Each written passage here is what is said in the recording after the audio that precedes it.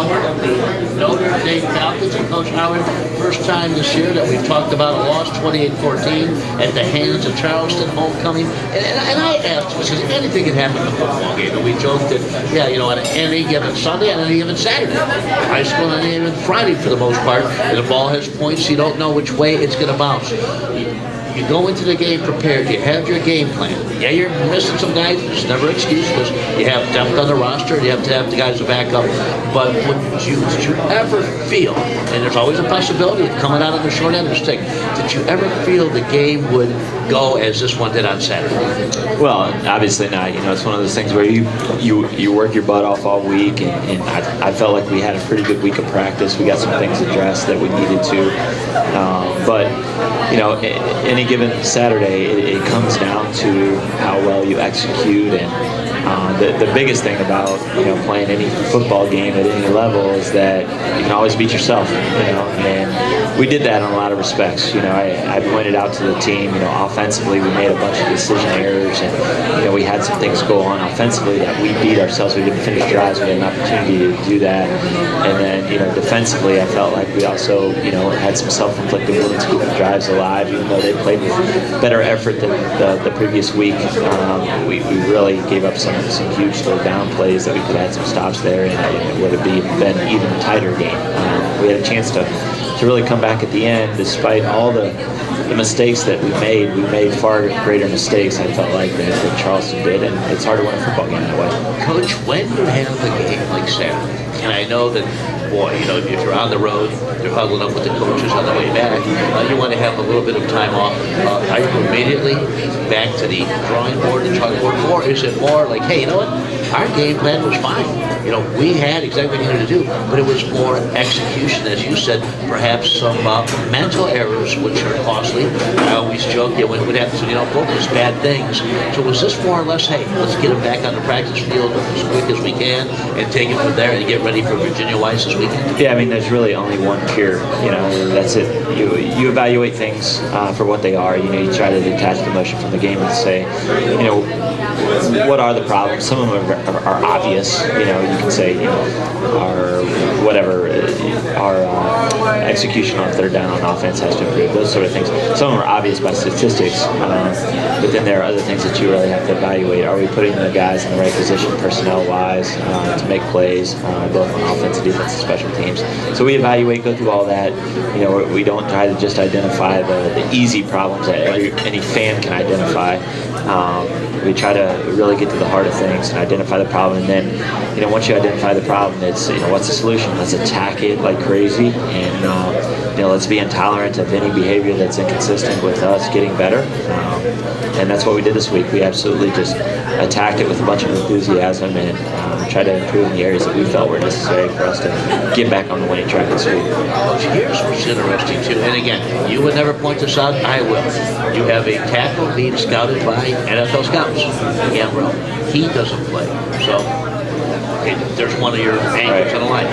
Left tackle, he goes down. You still have the two young running backs. Now again, you have built a team with them, but there is, you know, I mean, it's only, if people that know the game listening now, it only stands to reason. Somebody with less reps under fire, as I say respectively to the military, when the Bulls start playing the football field, it's different. It's faster, it's quicker, decision making on down the line. No excuses there, but just curious, will tackles be back this weekend? We are running back had to be back this weekend. Yeah, you know, we will have some of those guys back. So, you know, I think it'll be, you know, obviously you can't replace experience. You know, if you have a 4-year starter senior at right tackle that's out, you just can't. That's something you can't replace. It's not something you can inject experience into someone and expect them to play like that every night. So you do expect them to be anybody that's in the wings, game ready, and it's their opportunity to produce, and you try to put the pressure necessary for them to get better so that they won't get in one of those situations that they're ready to play and produce for you. But it can't be replicated. So we're excited to have a couple of those guys back and be at full strength this week. Coach, if you are your opponent last week and you're a head coach and attack areas of the other team that you feel you could attack, the two young running backs were stellar. A week ago Saturday, last week, the running game was a little bit rough. It was 25 yards on 23 carries. Right. If you're the other team, are you even thinking, you know what, we know that Ray Russ is going to get him with his catcher receivers, but we're going to clog up those young running backs, maybe frustrate them a little bit. Wow, but also they look and you got linemen that are missing. Is that this is the area, let them beat you strictly through the air, take away any running game whatsoever. Would you have game planned that way also? Possibly, our defense, our offense, it's just like any other offense. It's a rhythm thing. Once our guys get into a rhythm and get in the flow of things, they're hard to be stopped, and we just couldn't find that rhythm. So, obviously, they did a good job. I give Charleston credit for, the defensive game plan and getting after us a little bit. But I think our offensive coaches have done a lot to put pressure on our guys this week and get better in the areas that we feel are necessary. I mean, and I know programs, I know the mindset of young men playing football because they play the game mainly anymore because they love playing the game. They want to play the game of football, and I know that they'll be up for the challenge. I look at different things. I might be watching the game sometime, and I look at the person next to me going, so what just happened on that run? Now, what are you talking about? I was watching the guard pull, or I was watching the tackle run a counter, so I look at different things. One thing I look at too when I look at stats is Williams, your DB. 10 tackles, sack, broke up 3 passes. First thing I start thinking, okay, I know he's a hard-nosed ball player, but if a DB or also if it's a safety coming up making a lot of tackles, does that mean that your front seven was negated to a degree, or just that Williams had one heck of a game? Well, Hansel plays in a position where it's kind of like really a roll-down position at safety. Okay. With the type of defense that we play, so he's almost essentially an outside linebacker or a strong safety type guy. So he's put in 5'10", 225. Heck, yeah, biggest some defensive ends at this level. Right. So he's put in a position to affect our run game quite a bit, and he does that. That's one of his strengths, to get off blocks and make tackles. So he is producing in the right ways and the way that we put him in our defense, trying to use our personnel to best of our ability. Ray Russ did what he does again, 2 TDs. Shigos again had a real big game.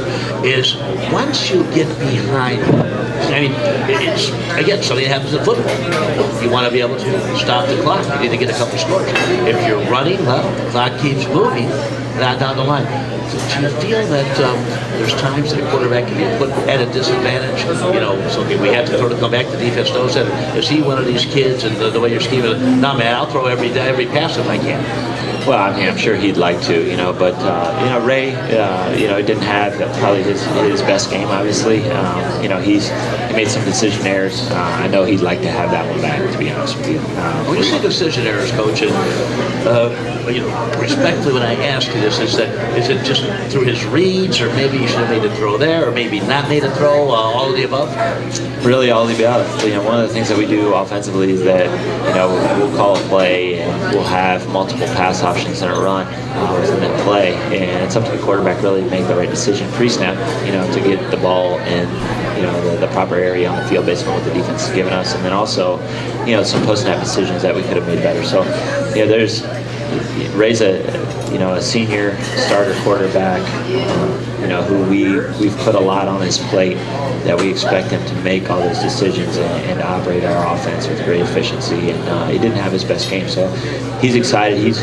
He really wants to get back out onto the field. Any competitor that has a game like Ray did, and not his best game, is just, I can tell he's itching to get back out there and prove himself. You don't go hide when you're a competitor and have a bad game. It's like, let's just get going right away. We'll take our first break. It is the Notre Dame College Coaches Show. Head coach Adam Howard, Mark Munch Bishop, live from the Connolly Center on the campus of NDC. Be right back.